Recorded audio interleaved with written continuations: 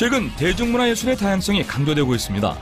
우리나라 고유 음악인 국악부터 클래식뿐 아니라 이제 세계로 뻗어나가는 K-팝까지.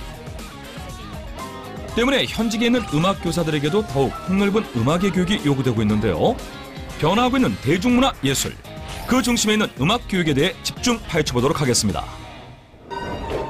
지금 보고 계신 장면은 실제로 한 중학교 음악 수업 시간의 모습인데요.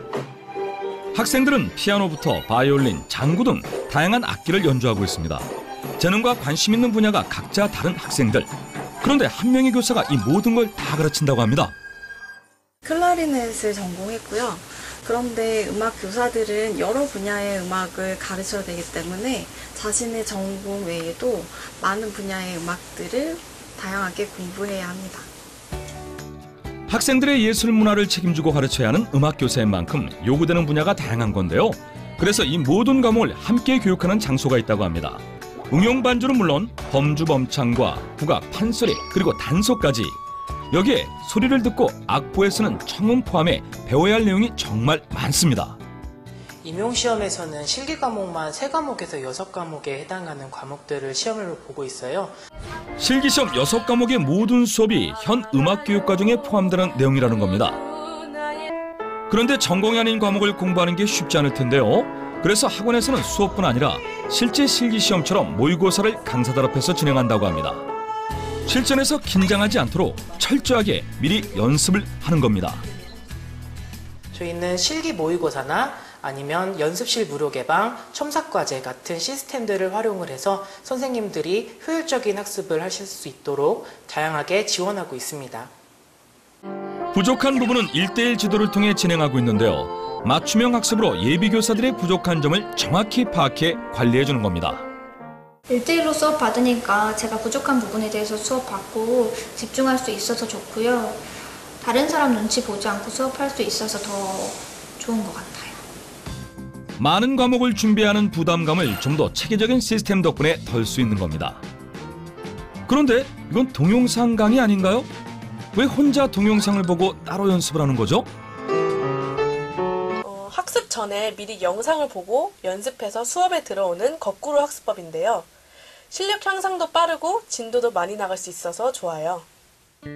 그런데 음악교사가 되기 위해선 실기시험 전 이론시험을 통과해야 한다는 사실.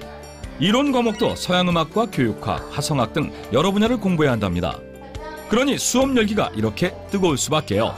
최근에는 대중음악에 대한 것까지도 많이 소개가 되고 있습니다. 한 2년에서 한 3년간의 다양한 음악적인 공부들이 필요로 할 것 같습니다. 임용고시가 어려지면서 기존의 강의식 수업뿐 아니라 학생들이 직접 설명을 녹음해 보내면 피드백을 해주는 등 새로운 교육법을 진행하는데요. 어려운 내용도 효과적으로 암기가 되는 거죠. 그리고 더 효율적인 학습 방법으로 4일 동안 이론 과목을 마스터할 수 있는 스파르타 캠프까지 진행한다고 합니다. 캠프에서 여러 가지 공부 방법을 적용해 보면서 기존에 가지고 있었던 공부에 대한 두려움을 많이 떨쳤었고, 제가 실제로 현직에 나아갔을 때 학생들과 만나면 두렵지 않고 수업을 같이 진행할 수 있겠다라는 마인드가 생겼습니다. 그런데 다양한 과목을 공부한 뒤 현직 교사로 수업을 하면서도 어려운 점들이 발생하는데요. 음원 작업에 관심 있는 학생이 있지만 수업을 할 시스템이 없는 건데요.